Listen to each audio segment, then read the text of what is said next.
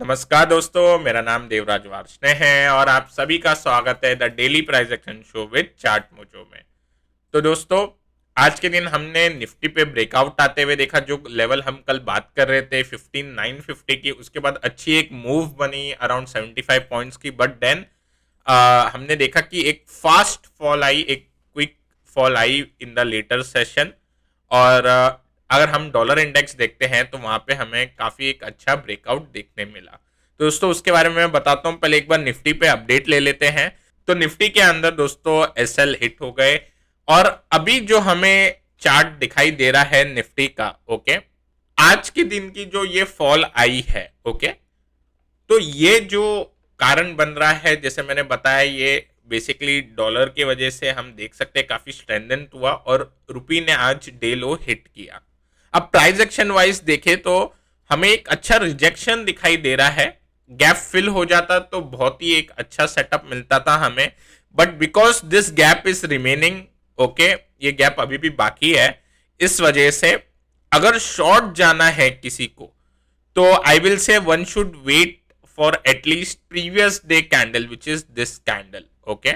इस कैंडल के लो के लिए हमें वेट करना होगा एंड अगर ये कैंडल का लो टूटता है then we can definitely act. तो हम 15650 के ब्रीच होने पे ही कुछ एक्ट करेंगे। तो दोस्तों, हम 15650 के ब्रीच होने के बाद ही डाउन साइड के लिए एक्ट करेंगे। कल के सेशन में अगर किसी भी कारण अगर हमें आज का हाई निकलते हुए दिखाई देता है तो डेफिनेटली ही लॉन्ग जाना चाहिए, उसमें कोई डाउट नहीं। सीधा 16150 के टारगेट के जो गैप फिल के हैं वो आते हुए दिखाई देंगे। सो हो सकता है निफ्टी कल हल्का सा गैप डाउन ओपनिंग भी दे, बट 15650 अगर ब्रीच होता है then we will can think of an short opportunity for 15500, okay, which was this candle, जहाँ पे जिस दिन हमने फ्राइडे को एक काफी फॉल आती हुई दिखाई दी इन हैवीवेट काउंटर।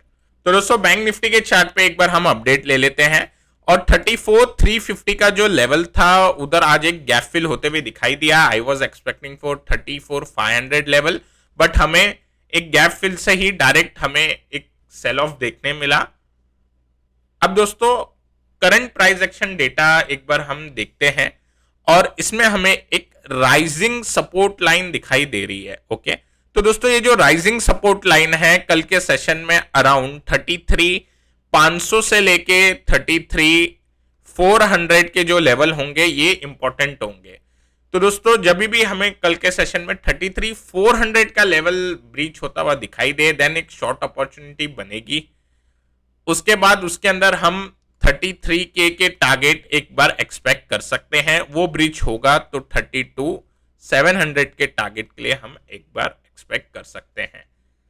अब दोस्तों, ऊपर के साइड अगर हमें हाई निकलता हुआ दिखाई देगा, ओके, एंड स्पेशली हाई के बाद 34,500 के लेवल पे हम गौर करेंगे। 34,500 निकलते ही हमें एक शार्प मूव आती हुई दिखाई दे सकती है, जिसमें 35K के लेवल्स के लिए हम प्ले आउट कर सकते हैं।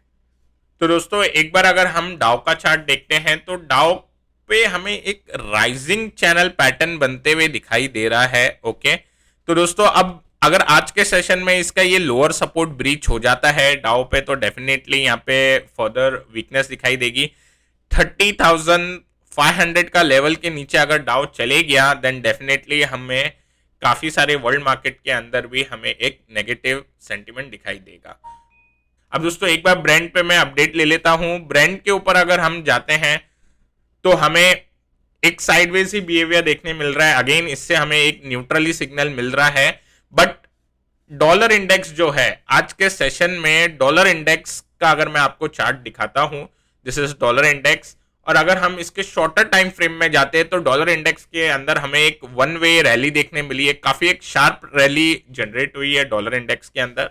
और करंटली अगर हम डेली चार्ट देखते हैं डॉलर इंडेक्स का तो एक वेज पैटर्न का यहाँ पे हमें ब्रेकआउट मिलते हुए दिखाई दे रहा है। अब दोस्तों, ये ब्रेकआउट का जो कंफर्मेशन है this is just a signal candle, but अगर इसके क्लोज होने के बाद नेक्स्ट डे उसका हाई भी ब्रीच हो जाता है देन डेफिनेटली सारे ही मार्केट में नेगेटिव सेंटीमेंट देखने मिलेगा, क्योंकि काफी ज्यादा कोरिलेशन है डॉलर इंडेक्स एंड डाउ का if then Dow will go down, then all the markets tends to go down. Okay, तो दोस्तों अब कल के सेशन के लिए एक लॉन्ग एक शॉर्ट काउंटर के हिसाब से हम जाएंगे, because we can see again आज के सेशन में काफी एक अच्छा मौका था गैप फिल करने का, और आज जो सेलिंग हुई उस वजह से एक शॉर्ट काउंटर भी होना जरूरी है। तो दोस्तों अब एक जो लॉन्ग का काउंटर निकल के आ रहा है वो है इंडियन होटल्स का। तो दोस्तों इंडियन होटल्स का अगर हम चार्ट देखते हैं तो एक फॉलिंग चैनल प्लस हमें एक हॉरिजॉन्टल रेजिस्टेंस का एक ब्रेकआउट यहाँ पे दिखाई देगा। अगर कल के सेशन में 240 के लेवल के ऊपर ये काउंटर जाता हुआ दिखाई दे तो डेफिनेटली इसके ना लॉन्ग पोजीशन बनाई जा सकती है। इसके ना जो एसएल लगाने होंगे वो लगा सकते हैं आप आज के क्लोजिंग का, और इसमें जो टारगेट निकल के आएंगे वो आएंगे आपके अराउंड जो यहाँ पे स्विंग आप देख सकते हो 250 के, which is also in psychological level, and उसके बाद 260 के। अगला जो चार्ट आइडिया है वो है भारत इलेक्ट्रॉनिक्स का बीईएल। बीईएल के अंदर एक सिमेट्रिकल ट्रायंगल पैटर्न बनते हुए दिखाई दे रहा है, और अगर इसमें 227 के नीचे काउंटर जाता हुआ दिखाई दे तो डेफिनेटली एक शॉर्ट साइड की पोजीशन हमें बनते हुए दिखाई दे सकती है।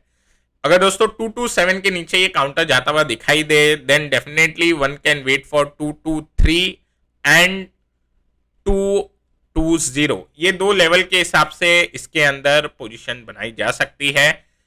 ये दोनों ही काउंटर के अंदर हम स्ट्रिक्टली इंट्राडे ही हम व्यू बना रहे हैं। अब दोस्तों पोजिशनल व्यू इसलिए नहीं बना सकते इस मार्केट के अंदर बिकॉज मार्केट काफी चॉपी है। एक से दो दिन हमें पॉजिटिव मिलता है रुझान मार्केट का और अगले दिन नेगेटिव हो जाता है, तो इस वजह से इंट्राडे पे फोकस करना होगा in this challenging environment. So this were the two stocks. दोस्तों मैं आशा करता हूं आपको आज का ये एपिसोड पसंद आया होगा। अगर पसंद आया है तो जरूर लाइक करें, शेयर करें, और जिन भी व्यूअर्स ने अभी तक चार्ट मोजो के चैनल को सब्सक्राइब नहीं किया है तो दोस्तों सब्सक्राइब करें। Till then take care and I will meet you in the next episode.